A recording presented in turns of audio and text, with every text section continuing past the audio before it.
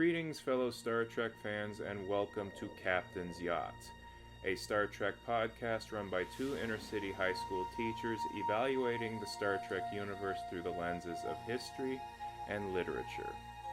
A little reminder before we beam aboard the Captain's Yacht: if you like what you see or have feedback for us, please like, share, subscribe, and comment, and we'd love to hear from you.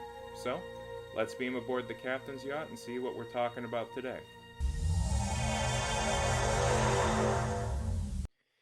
All right, my friends, here we go. Episode 13, Datalore, taking place on Stardate 41242.4. So what's going on in this episode, Captain? This is a data episode, and the premise that we're working with is Data returns to his home world of Omicron Theta for the first time since being rescued by Starfleet, where he discovers a nearly identical yet flawed android twin of his named Lore. To me, this falls right in line with classic Star Trek. I'm saying space anomaly. I'm actually technically categorizing Lore as a space anomaly and the crystalline entity that we Okay. get a little bit later. So to me, this is a classic. We're moving through space. All of a sudden, we discover, and then the rest of the episode. So one of my favorite types of. Oh What else yeah. is like some tropes I like to think about with this episode is the acting for two and playing your own twin. That's Brett Spiner playing both Lieutenant Commander Data and Lore. Also, the evil twin trope. That's something that sounds really cliche, and it is, but I really pretty much works nicely in this. We definitely get an evil twin in Star Trek. It's not going to be the last evil twin we get. It's great. I love that trope, even though it's a little corny. And then finally, the last kind of thing that I'm thinking about with this episode in terms of very recognizable tropes out of television shows is nobody listens to the kid. Oh Wesley yeah. has it figured out. Wesley has it figured out in probably Act 3, and nobody listens to him. And to their demise. Luckily they get out of it. But nonetheless, that's the genre and tropes we're working with. Like I said, this is a Data episode, one of my favorite characters. I'm excited to get talking about this. What's happening behind the scenes, Captain? So the finished product of this episode dramatically differs from its original inception. The original concept involved Lore actually being a female android and that this hypothetical female android would serve as a love interest for Data. Oh, Yeah, her job would be to handle dangerous situations that would normally kill human beings, and this would open up discussions over love and android rights and things along those lines. Um, hmm. yeah, but that fell through. Brent Spiner had a different idea. The female android thing, it's worth noting, is going to be revisited in the third season with the episode The Offspring. But in that scenario, the female android was his daughter, not a love interest. Yet a different version of this episode was called Apocalypse Anon, which involved Riker falling in love with a female away team member named Minuet, which is going to be brought Mm, up again in another episode we review this go round. that's right. Then he finds out that the person to whom he's attracted is an android. So again, widely different. You can definitely see the artificial intelligence, artificial life form tropes and motifs here. But it all comes down to Brent Spiner pitching an idea for Data running into his evil twin, and the writers liked that, and the writers went with it. Wow. So, Hey, let's talk about that for a second. What do you think about the female android to serve as Data's love interest? Is that a Maurice Hurley idea, or is uh, that do we have any idea where that comes from, or in do we terms like of this idea?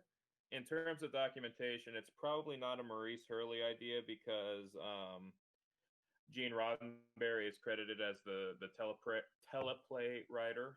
Got it. Okay. So I'm not sure if that's a Maurice Hurley idea or not. I'd have to take a look into that some more. Maybe in a follow up episode we can bring that up. But that they're attempting to expand on character, which is good. Each of these episodes, in their own way, expand on characters, which I will always maintain is where classic Trek is better than new Trek on that. Yeah. But right now you're dealing with this is okay. So we're dealing with halfway through season 1, and around halfway through season 1, Gene Roddenberry is going to leave. He Oh yes, goes on yeah. a vacation to Tahiti with his wife Majel, and that's when Hurley takes over full time, and everything falls down, and actually production stops, and we see an inkling of that in one of the episodes we're going to be examining today. Nice. So Okay. I love all that's these ideas for the script, and I'm glad that they eventually kind of make them into later Trek. No female android for Data, but Law and the Offspring. I love that episode. I oh can't wait yeah, to get to that. And then even Riker falling in love with someone who's AI. We don't exactly get that, but Riker has some definitely interesting love people he falls in love with throughout the series, oh and yeah. there's multiple of them for sure. And then also we get that kind of with Data's mom being an android esque, Hmm. much later. So yeah, we'll get there. It's great to see though that they're keeping track of these ideas and that they will come back. So Oh yeah, let's should we talk a little bit about what's working in this episode? Where Data has a homecoming and meets his evil twin Lore. What's definitely. positive about this? What's working as a story and as an episode for you? So what works for me is that this is a proper Data episode. You get to see more or less a day in a life of Data and his backstory, which I think is extremely important. And you will see more of that in a later episode called Data's Day. Yeah. But this is where Data as a character and how he operates and how he thinks comes full focus to me. And being a person on the autistic spectrum, that this is one of my favorite episodes. It is not a perfect episode. I grant you that. There are so many frustrating details, which even to this day make my head hurt. But the connection between Data and the autistic spectrum comes into full focus for me in this episode. Again, I've said this in previous episodes before. I'm not sure whether they went for that and whether that was their intention, but it Data resonates a lot for me being on the spectrum based off of what he does. And I've actually picked up, as I'm going to explain in a second, some of the things that he does in my daily life. So Data spends his time mimicking human behaviors, um, which is something that being on the spectrum, I do rather frequently. I did it a lot when I was a kid, and even to this day.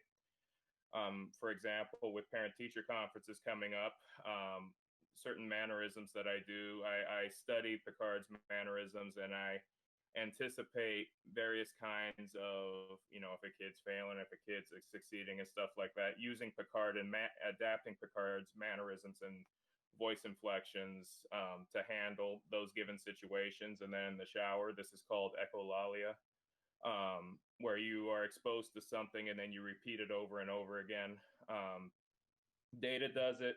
I learned to do it through Data, and that turns out to be a common coping mechanism for people on the spectrum. In a different angle, in a different direction, Seven of Nine does this too in Voyager. Mm-hmm. Yeah. Good connection. And yeah, when we do Picard, our Picard review, I want to definitely talk about how they could have expanded that with her character, especially considering statistically, um, people on the spectrum who are female are statistically lower than people who are male being diagnosed. And I think they would Mm. have, yeah, I think they were going for something very poignant in that direction. And then Picard struggled with it a little bit. So that's the deal there. Brent Spiner's facial tics, all those sorts of things. You see it, you see somebody else doing it, and you mimic it, and you mimic it, and you mimic it. That's something that Data does.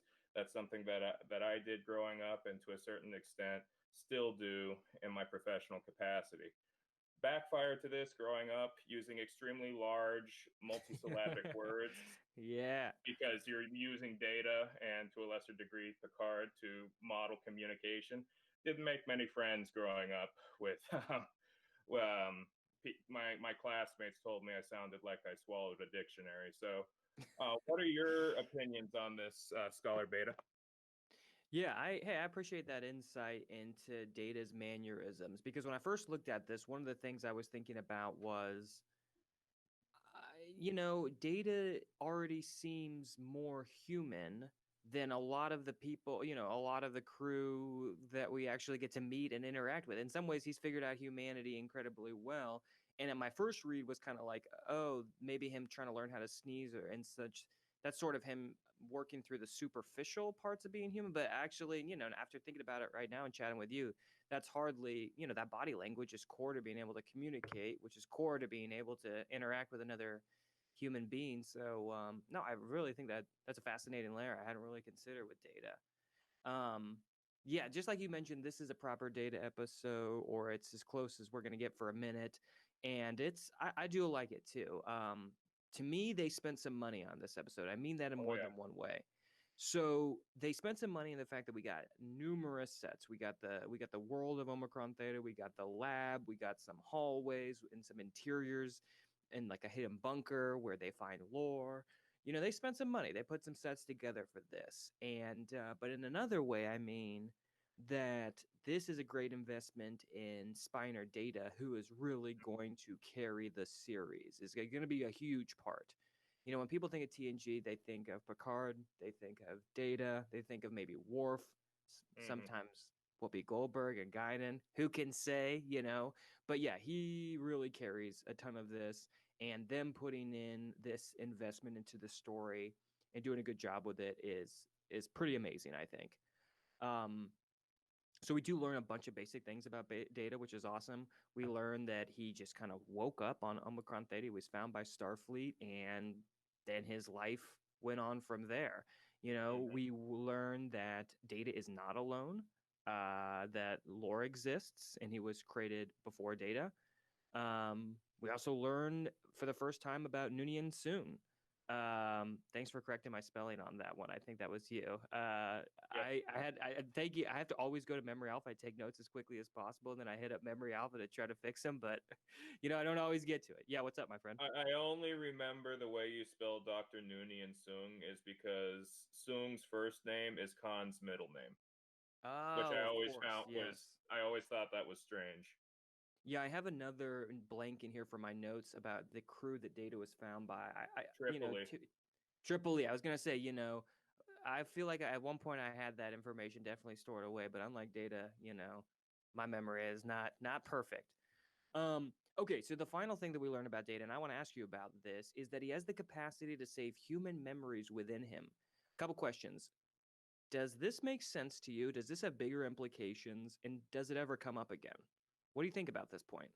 So the ability to take human memories, they say in the episode that this served as a foundation for him to operate as a sentient life form. There is a line that says that. And as a Mm-hmm. person on the spectrum, I definitely understand that. There's something that I've written. I wrote it about 10 years, no, more like 15 years ago, which talks about my time on this, my experiences on the spectrum. And I've developed something that I call a social matrix, where Mm. you take the behaviors and the voice inflections of all these different people you've observed. And depending on the situation, if you see something that pulls up, for example, like I bring up parent teacher conferences again, an upset parent, the body language is very similar to an upset colonist that Picard might Yeah. handle. So that becomes a Yeah. telltale for me to go, okay, use Picard Yeah. behavior modality XYZ. And Nice. this becomes the norm for me until adolescence, until Star Trek Nemesis. And then because that movie rather completely destroyed the Star Trek universe for me, I branched out from there. Oh Yeah. yeah, Yeah. we Yeah. need to review Nemesis because I need to Yes. explain how that damaged my psyche. So, but Wow. Yeah. I branched out from Star Trek at that point. That was a pivotal point in my development on the spectrum, and then I began to borrow from other characters that were sci-fi adjacent or action adjacent. Yeah. Yes. Scholar Beta. I'm just thinking that what happened to you in Nemesis of what happened to me with Generations. Yeah. We'll get into it. We can when we make those reviews, but I'm saying something really changed in me, and I had to kind of walk away from the series for a second after watching Generations and just thinking, "Dang, that hurts. That really Yeah. hurts." Anyways, hey, I love But your note about the fact. I'm sorry. Yeah, yeah. You had another yeah, thought on this. so very quickly, you asked about this coming up again and how Yes, he uses exactly, the exactly. memories I again. love your note on this. this does come back in the season 5 episode Silicon Avatar, where the same crystalline entity comes back, Yep. and a relative of one of the victims named Dr. Marr wants to destroy it. Very well done episode. I'm looking forward to reviewing that.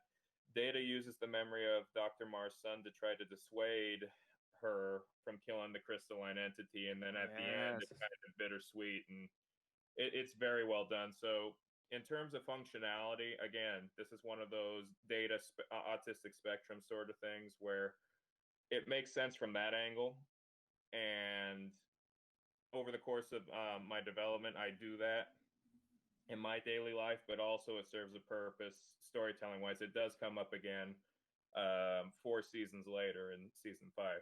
So, So I guess that is just also to say that all those little seeds that I just talked about, that you just elaborated on too, him being found by the Tripoli, lore, Noonien Soong, having access to other people's memories, they all come up in other episodes later. That's actually some great continuity that they sow in this episode that definitely pays off later. And again, some of the best episodes in this series are all about data and follow up on some of these ideas. Brothers, one of my favorite episodes, just that oh yeah, comes to mind immediately.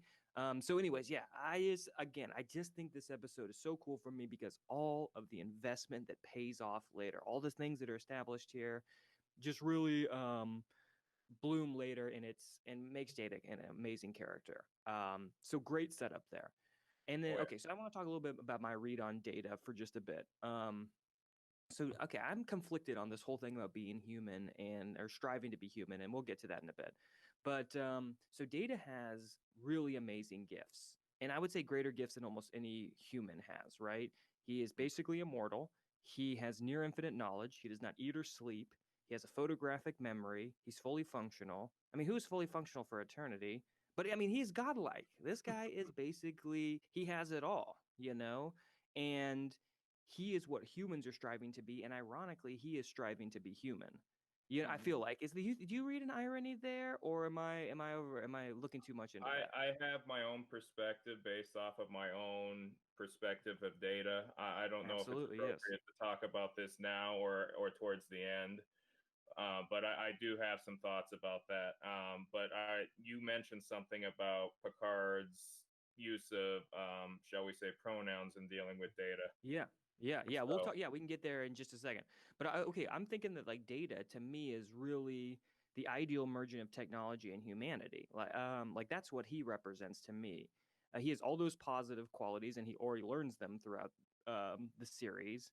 Like the Enterprise is the ideal piece of machinery, the ideal piece of technology. Picard is like the ideal human leader, and like Data kind of represents the merging of those two. He's right in the middle. I feel like when I'm reading the connection between these various important characters and settings in TNG. So to me, he is a very Roddenberry character. oh yeah, He's as Roddenberry as Spock, in my opinion. yes, In an interesting way. And again, all I've got to say is that I love the idea. I love what Roddenberry has introduced with Data, and I just think that again, that I've said it enough that the investment in his character and what happens in this episode just all really just some of the most interesting stuff in Trek. Um, yeah, definitely. my last thing I will say there from my note is that yeah, Picard's acknowledgement of mishumanizing, that's kind of the term I was thinking of, kind of equivalent somehow to misgendering. I'm not sure exactly, but he mishumanizes Datalore by calling them it. And his reaction to Data's feedback about no, my pronoun is he, is actually way ahead of time. Like he's way ahead of the curve in my opinion on that. What's your read on that? The read on the term "it" or the read on Yeah, and how Data. Picard handles that feedback. Yeah. Oh, I think considering we're talking once again about 1970 and excuse me 1987 America, Yeah. the idea that he, as you call it, mishumanizes or mischaracterizes Data, and how he graciously corrects himself is something that's very much ahead of its time. Yeah. Because we, especially considering where we live in an extremely liberal city where that sort of thing is common, you go out to rural areas, it's not as common as it is where we live. Um, that again, the fact that this is going out on a mainstream 1987 television show is very much ahead of its time there, and it shows the grace that Picard has as a person because he doesn't dig in his heels the way a Bruce Maddox would, Yeah. and insist on calling and calling Data and Lore, who are not technically organic life forms, it again. Perseverating on that, that definitely shows Picard's grace and flexibility as a leader, and oof, we definitely need something like that these days, it seems. Yeah, I think this is even the first time where Picard I'm pretty sure they're in the observation lounge says that humans are machines as well, just a different Mhm. type, you know. So I Oh think yeah, again, Picard has a very great read and perspective on this. Yeah, which could directly contrast with the next point I want to talk about what doesn't work, and it's unfortunately a oh yeah. Picard point. Can we get there? You ready to Yeah, transfer to that? make it so. Go ahead. It. I really hate the shut up, Wesley. I'm not sure if it was supposed to be played for a joke or if it was. I'm not really sure what the intent was because Gates McFadden says it later, so I guess that's supposed to be a joke, you know? But to me, now we're swinging back to Picard is no good with children. And this feels like a really dramatic shift away. He just promoted Wesley a few episodes ago, and I feels like this is just a symptom of having different writers on season one. He says he's no good with children, then he lets Wesley fly the ship, then he makes Wesley an acting ensign, then he tells him to shut up. Would he tell any other ensign like Leffler to shut up? I don't know, my friend. I really dislike that moment. I know it's a meme and people think it's funny, but to Yeah, me, that is just some bad writing. Do you got a take on that? You have a thought on that? it's considering his situation. It's difficult to gauge there because they are trying to go back to the well and keeping in mind that Roddenberry is credited with writing the teleplay, just like he was credited for writing Encounter at Farpoint, where that concept was brought up Yeah, in the great first point. place. Maybe it's an attempt to re-examine Picard's flaw as a character, and it is a joke, I think. Whether it was intended to be one or not, I'm leaning more towards it intending to be a joke because it becomes a recurring gag. It doesn't hit the full comedy tree. Actually, Yeah, it does. It it does does. It does. Yeah. because Picard says it, Dr. Crusher says it on the Yep. bridge immediately after Picard says it, and then she says it Yes. again in Data's quarters. So it does hit that classic Exactly. bullet free. So maybe that's what it was supposed to be. So that's it's one of those things. Okay, they bring it up. It's his flaw. You know, you can't have perfect characters because they're not interesting. So that doesn't well. Like Data, for example, who is a perfect character Uh, and is interesting. I'm just saying. I'm just I saying. you and I are going to differ on that a lot. Okay, awesome. But with that in mind, that's my deal. Your discussion about Data and Lore. What do you have there? Okay, so um I think my only big point about lore right now, and I want you to kind of go through. I like some of your thinking around some of the inconsistencies around when they introduce lore. I want to talk about those, but my big thing about lore is it definitely seems like this episode they wrapped it up really fast. And it Mm, my only question is Laura's just floating out there in space right now? You know what I'm saying? They went to this effort to discover him, to reassemble him, you know, and then the episode just really abruptly ends. And I'm mhm. wondering, is that all crystalline entity stuff that they had to put in there that, you know, that took up time and they couldn't kind of explore what happened to Lore, but it just feels very rushed at the end. But I actually also see that it's kind of an advantage because now they can bring him back and do other Yep. things with him, right? And, So and I get both of those. A symptom of the television format, in my opinion. so my perspective on that is this whole thing was an experiment, depending on how many people would react to Lore being the evil twin. They wrote it in such a way where if the audience did not react to him positively, he died. And there's a very built-in organic way to say that Lore died.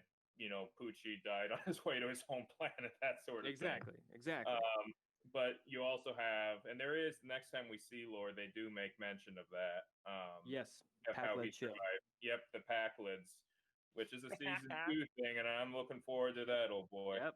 So Yep. with that said, yeah, I'm the way that I'm not terribly bothered with how they handled that. They knew they were going with a cliche with the evil twin that could either make or break the episode, make or break the character. So you don't want to commit, especially with a first season.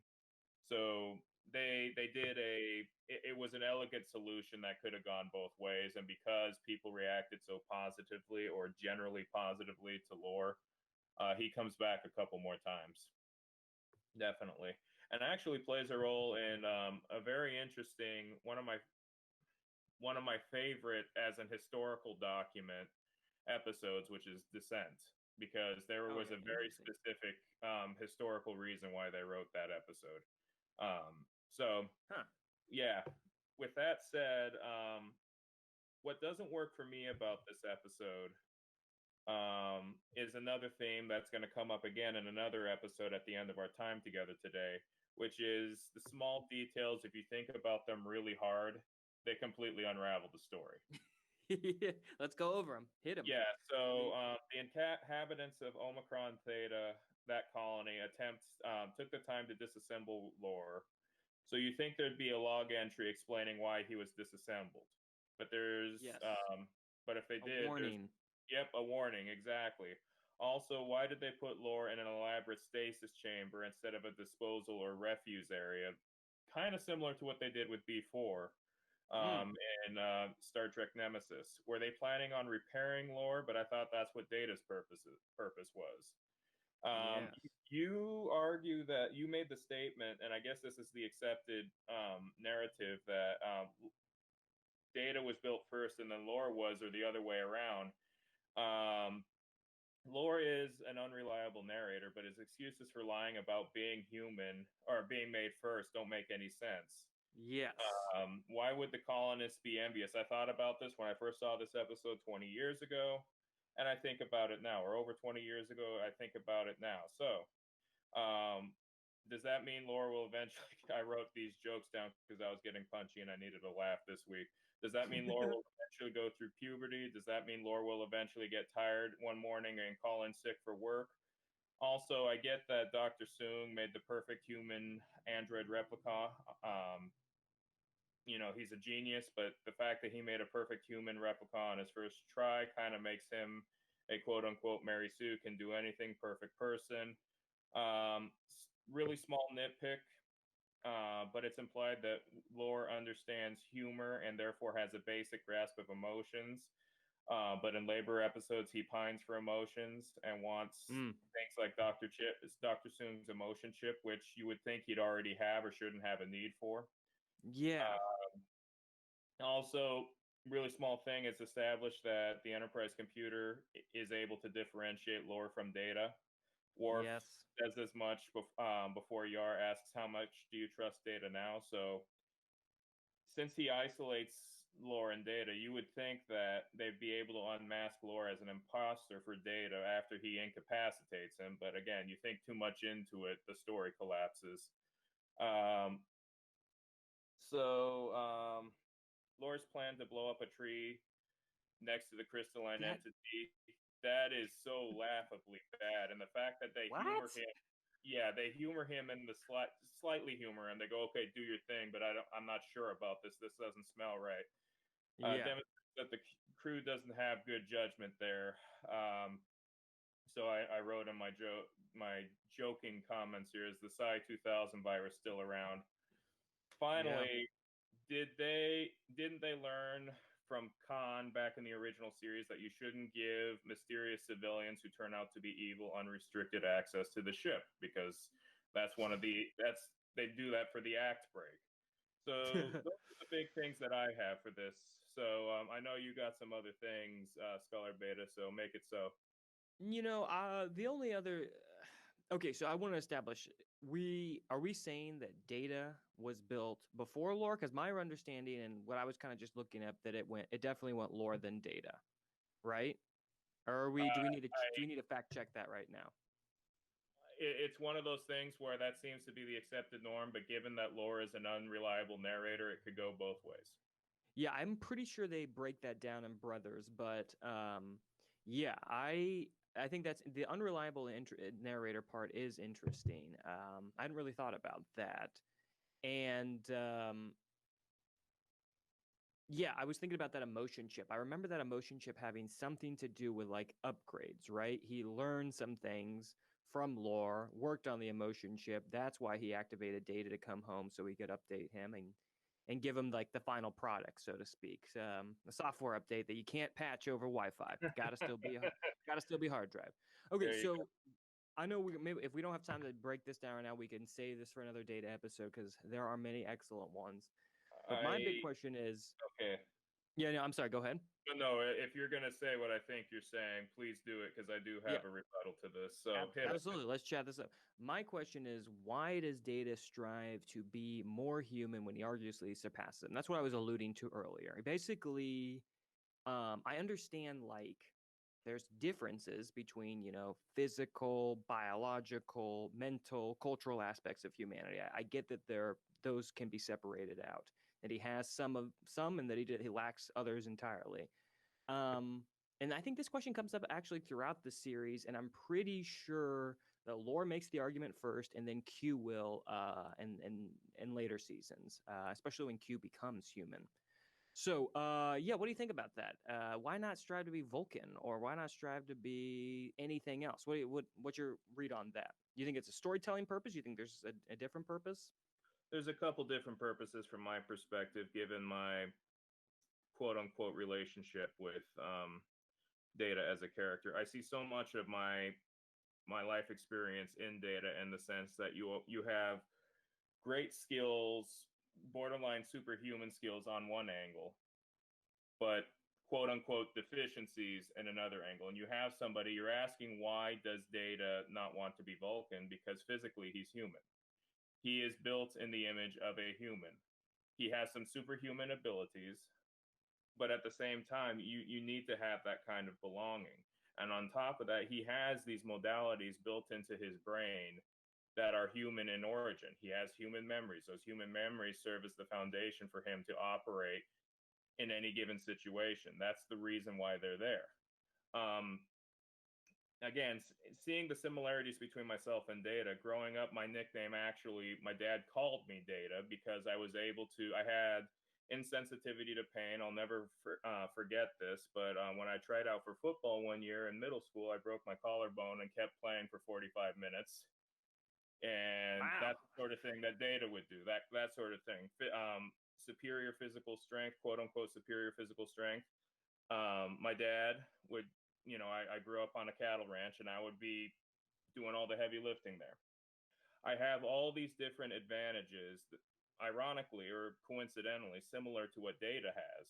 But if you were to ask me to dance, which Data can't do, and I sure as heck can't do, if you're going to ask me to sing, which Data does at the very end of his life, Yes. uh, those sorts of aspects of being human, you want to be accepted. You want, because you look like everybody else, you want to feel like everybody else and be accepted by everybody else. And given the analytical aptitude that you have, you want to examine how and why you do that. So, and again, at the end of Data's life, he talks about wanting to improve himself, aspiring to be better than what you are. Data Yeah. doesn't know what a joke is at the beginning of his life or the beginning of our television relationship with him. At the Exactly. end, he does. That sort of growth, those sorts of goals, that's why Data resonates with me so much on the spectrum, is because he takes so much time reading into the things in which he's quote unquote deficient, the same way I do or did growing up. So that's my little point on Data. So Yeah. we're getting Yeah. close to Can I overtime ask? here. Can I Go just a ahead. couple, just two more things? I know the transporter chief wants us out of here, but okay, yeah, I'm with you on that, and I don't, of course, I don't want to discount, um, your relationship with the character by any means. That's Oh no, incredibly no, no. important, and the fact that these guys are around for 176 episodes, yeah, we grow with these folks Yeah. and movies and etc. know, Yeah. and crossover episodes. No, Yeah, we I get. really grow with these folks, and there's some serious identification there. I guess just looking at it from a different perspective, I'm thinking like you can do anything. Hmm. Why would you limit yourself to humanity, which is pretty flawed and presently on trial in the context of this series? One. And two, Picard can't dance either, my friend. You know, don't worry, it's not just an Android thing. I can't dance either. I had to take swing dance lessons to even feel like remotely confident moving my left and right feet in different directions. Um, yeah, I'm just messing with you on that I one, know I but get you, but I just have a rebuttal to that. yes, of People, course. given my experience on the spectrum, I don't want to say people on the spectrum, but they don't see it that way. It's absolute. Yeah. It's binary. It's people do this and you can't. So that's that sort of incentive there. His creators are human. His memories are human. His way, the lens through which he understands the world is human. Therefore, he aspires to go that way as opposed to something else.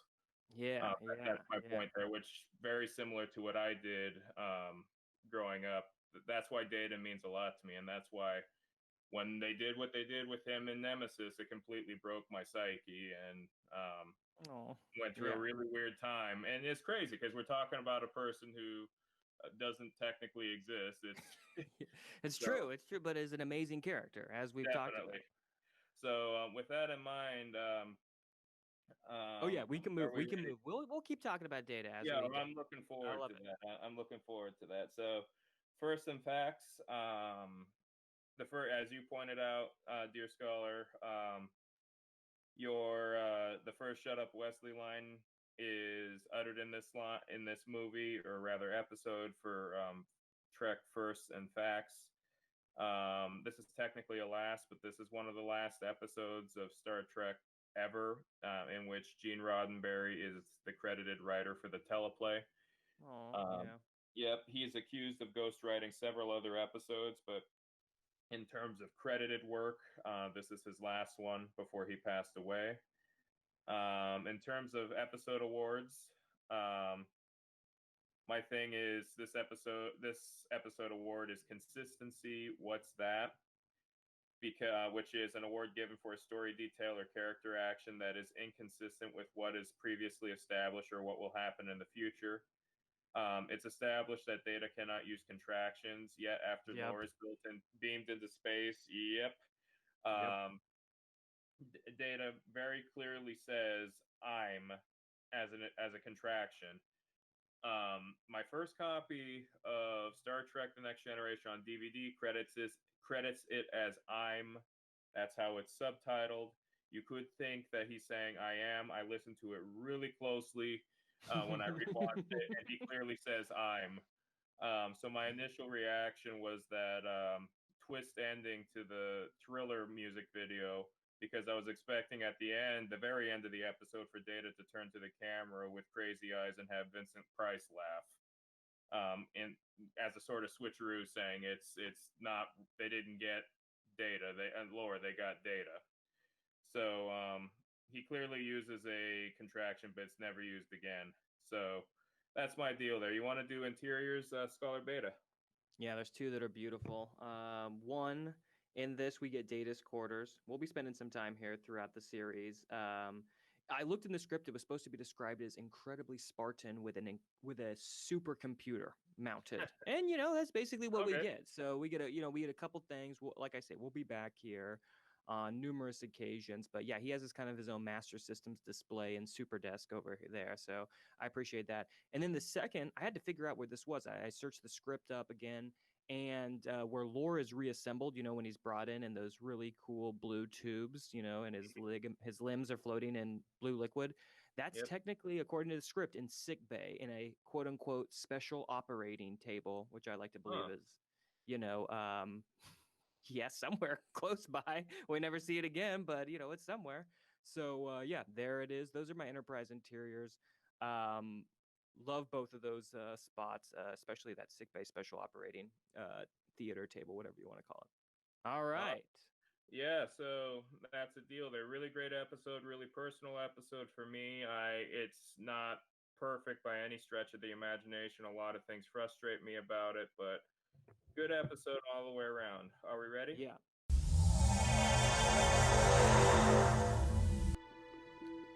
This is Captain Kanaka speaking.